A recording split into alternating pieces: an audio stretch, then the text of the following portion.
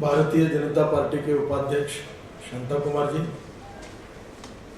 हमारे संगठन मंत्री आदरणीय रामलाल जी, इस कार्य के लिए दो ज्येष्ठ कार्यकर्ता विशेष रूप से परिश्रम कर रहे हैं, माननीय मनोहर लाल जी और माननीय माखन सिंह जी, और उपस्थित सभी कार्यकर्ता भाई और बहनों। अंत्योदय के कार्यक्रम के बारे में 2 दिन अच्छा विचार प्रवर्तक वर्कशॉप यशस्वी रूप से हुआ है, इसकी मुझे बहुत खुशी है। ये जो अंत्योदय का विचार लेकर हम कार्य कर रहे हैं, ये विचार अनेक कार्यकर्ताओं तक यशस्वी रूप से पहुंचाना हमारा सबका परम कर्तव्य है। जीवन में कुछ बातें ऐसी होती हैं कि जिन घटनाओं का व्यक्ति के जीवन पर बहुत बड़ा परिणाम होता है। मैं लॉ कॉलेज के 3य वर्ष में जब पढ़ रहा था तो विद्यार्थी परिषद के कार्यकर्ता के रूप में गढ़चिरौली जिले का, जो आज नक्सलग्रस्त जिला है महाराष्ट्र का, छत्तीसगढ़ और आंध्र के बॉर्डर पर, उस जिले में काम करने के लिए हमारा एक कैंप गया था।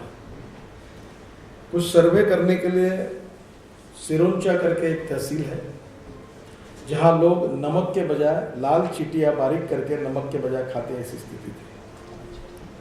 और उस समय हम लोग उस बस्ती में गए। मेरे साथ एक MBBS डॉक्टर कार्यकर्ता भी मेरे साथ थी, और हम सर्वे कर रहे थे कि लोग क्या खाते हैं, उनको वैद्यकीय सुविधाएं कैसी मिलती है। और ये कहते समय एक घर के सामने हम गए। घर में एक 65-66 साल की एक महिला बैठी थी, और हमने उनको कहा कि आपसे कुछ सवाल पूछने हैं। कुछ सवाल पूछे, और सवाल पूछने के बाद उसके जवाब हम लिखते गए। और जब पूरे सवाल हो गए तो उसको मैंने कहा कि आपके घर में और कोई है क्या? तो उसने कहा कि मेरी एक लड़की है। तो मैंने पूछा कहाँ है? तो बोले घर के अंदर है। तो मैंने कहा हम उनसे भी कुछ सवाल पूछना चाहते हैं कि वो पढ़ती है क्या, क्या है क्या नहीं, सब जानकारी लेना चाहते हैं। तो उसने थोड़ा सा हमारी बात को रिस्पॉन्स नहीं दिया। जब मैं और मेरे साथ की जो डॉक्टर कार्यकर्ता थी, दोनों ने बहुत आग्रह किया, तो 5 मिनट के बाद वो बूढ़ी महिला घर के अंदर गई, दरवाज़ा खोलकर अंदर गई, दरवाज़ा बंद किया, और 5 मिनट के बाद एक 28-30 साल की लड़की होगी, महिला होगी, जो आई। और मुझे कहते हुए दुख होता है कि उस बूढ़ी महिला के शरीर पर जो कपड़े थे, वही कपड़े पहनकर वो महिला बाहर आई थी। इस घटना को जब अनुभव मैंने किया, उसने मेरे जीवन में बहुत अस्वस्थ भी किया और संवेदनशील भी बनाया।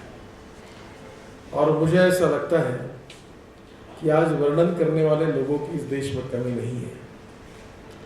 गरीबी, भुखमरी, महंगाई और बेरोजगारी, इस समस्या से समाज ग्रस्त है। स्वाधीनता के बाद हमने अनेक प्रकार के कार्यक्रम किए, कल्याणकारी योजनाएं लाई। शेड्यूल कास्ट, शेड्यूल ट्राइब के लिए अनेक प्रकार की रिजर्वेशंस हमने दिए। और सब प्रयासों के बाद आज 63 साल के बाद प्लानिंग कमीशन की रिपोर्ट ये कहती है कि हमारे देश में 50% आबादी ऐसी है कि जिनका रोज का इनकम 20 रुपये प्रतिदिन से कम है। और आप ही हमें बताइए कि ये 20 रुपये प्रतिदिन में गरीब आदमी कैसे जी सकता है। और इसलिए ये तो हम सब लोग मिलेंगे और पूरा काम करेंगे और देश की परिस्थिति बदल जाएगी, ऐसा हमारा कहना नहीं है। हम 2 बातें महत्वपूर्ण रूप से इस प्रकल्प के द्वारा करना चाहते हैं कि राजनीति में काम करने वाले कार्यकर्ता साधारणतः राजनीति को सत्ता कारण यही राजनीति का अर्थ लगाते हैं। चुनाव जीतना, चुनाव लड़ाना, और राजनीतिक बातें जो होती है उसी का नाम राजकारण कहा जाता है। राजनीति को लोक नीति, बृहत्तर राजनीति या धर्म नीति भी कहा जाता है। और वैसे राजकारण को भी राष्ट्र कारण, समाज कारण और विकास कारण भी कहा जाता है। आज एक ही पार्क में राजनीति का अर्थ है। जो लोग आते हैं वो यही पूछते हैं कि मुझे टिकट चाहिए, मुझे मंत्री बनना है, मुझे एमएलए बनना है, मुझे एमपी बनना है, मुझे कोई लाल दिए की गाड़ी चाहिए। अब इस भावना से करोड़ों कार्यकर्ता सभी पार्टियों में काम करते हैं। मैं उनके एम्बिशन को दोष नहीं देता, पर ये जो कार्यकर्ता काम कर रहे हैं, इनके मन में अगर सामाजिक संवेदनशीलता नहीं होगी, सोशल सेंसिटिवनेस नहीं होगा, सोशल कॉन्शियसनेस नहीं होगा और सोशल रिस्पॉन्सिबिलिटी नहीं होगी, तो सत्ता के बड़े से बड़े पद पर जाकर भी अगर ये संवेदनशीलता नहीं होगी तो समाज के गरीब लोगों के लिए वो काम कैसे कर सकते हैं। शांता कुमार जी ने जिस बात का जिक्र किया है, वो काम वो इसलिए कर सके कि एक संवेदनशील राजनीतिक कार्यकर्ता जब मुख्यमंत्री बना तब उसके मन में जो संवेदनशीलता थी, उसने उसको कहा कि इस समाज के जो गरीब लोग हैं, ये हमारे परिवार के लोग हैं, जो शोषित है, पीड़ित है, दलित है, उनकी मैंने सेवा करनी चाहिए, उनकी परिस्थिति में सुधार करना चाहिए, ये बोध उनको हुआ और उसके कारण उन्होंने अंत्योदय का कार्यक्रम लेकर अच्छा कार्य किया।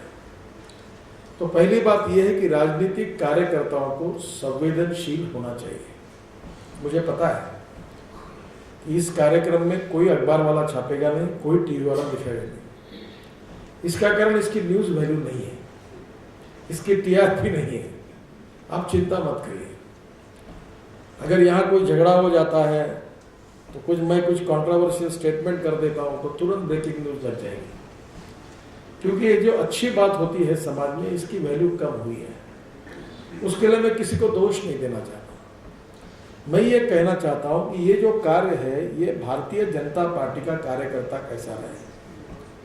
अगर हम श्यामा प्रसाद मुखर्जी और दीनदयाल उपाध्याय जी का नाम लेते हैं तो दीनदयाल उपाध्याय जी ने अपने जीवन में सही में अपना संपूर्ण जीवन जिस प्रकार के विचारधारा के लिए समर्पित किया था, और उन्होंने जो कहा था कि राजनीति ये सामाजिक आर्थिक परिवर्तन का प्रभावी उपकरण है, और अपने जीवन में शोषित पीड़ित समाज को, जो सामाजिक आर्थिक शैक्षणिक दृष्टि से पिछड़े हुए हैं, उनको भगवान मानकर उनकी निरंतर सेवा करें और उनको रोटी कपड़ा मकान जिस दिन मिलेगा उस दिन हमारा कार्य पूरा होगा, ऐसा विचार उन्होंने अपने विचार दर्शन में दिया है। कभी कभी मुझे लगता है कि स्वर्गीय नानाजी देशमुख ने किया हुआ कार्य हमारे कार्यकर्ताओं को ये मैंडेटरी करना चाहिए, कंपल्सरी करना चाहिए कि चित्रकूट जाए, कोई ना जाए। चित्रकूट में स्वर्गीय नानाजी देशमुख जी ने 900 गांवों में शिक्षा, पानी, पर्यावरण, स्वास्थ्य सेवा, रोजगार, इस क्षेत्र में उन गरीब लोगों में बहुत अच्छा कार्य किया है। अगर एक नानाजी अगर इतना बड़ा काम कर सकते हैं तो उनसे प्रेरणा लेकर अगर ऐसे हजारों कार्यकर्ता अगर तैयार होंगे तो देश में कितना बड़ा कार्य होगा। और मुझे लगता है इसका एक आनंद भी मिलता है। मैं भी ऐसी कार्य में काम करता हूँ। एक 15 दिन पहले एक अच्छी घटना हुई कि कुछ मुझे लगा कि लोगों में बिजली नहीं है, तो मैं हमारे यहाँ रिसर्च करता रहा। चाइना गया था, मैं अमेरिका गया, इसराइल गया, तो मैं सोलर एनर्जी कैसे सस्ती हो सकती है इसका मैं सतत अध्ययन करते गया। और ये करते करते हमारे साइंटिस्ट लोगों ने एक छोटी सी बात तैयार की। एक छोटा सोलर पैनल, 4 LED लाइट और उसके साथ उन्होंने बैटरी और इसका सेट तैयार किया। बाजार में मैंने कहा कि ये कॉस्ट प्राइस पर तैयार करो, जितनी कीमत पर है उतनी कीमत पर गरीबों को दो। और हमने वो 7,200 रुपये में उसको, जहाँ लाइट नहीं है उनको देने की शुरुआत की। 10,000 लोगों के घर में वो सेट गया, लाइट लग गया। 5 साल कोई बिल नहीं, कोई ये नहीं, और अच्छा सक्सेसफुल हो गया। अब एक संस्था ने मद्रास की, चेन्नई की, हमारे यही यवतमाल जिले में 2 गांव सिलेक्ट किया, जिस गांव में, एक गांव में 150 और एक गांव में 155 लोग रहते थे। उनके गांव में जाने के लिए रास्ता नहीं था, पीने के लिए पानी नहीं था और जंगल के बीच में वो रहते थे। और फिर उस गांव में स्वाधीनता के बाद वो वहाँ के प्राणी खाते, कोई खाने के लिए नहीं, शरीर पर कपड़े नहीं, ट्राइबल लोग। और वहाँ की स्थिति ऐसी थी कि जब अंगार लग जाती जंगल में तो उनकी झोपड़ियाँ भी जल जाती थी। तो वो 2 गांव आइडेंटिफाई किए और उसको पूरे गांव को सोलर लाइट लगाया और उसका उद्घाटन का कार्यक्रम हुआ। मीडिया के लोग भी गए थे।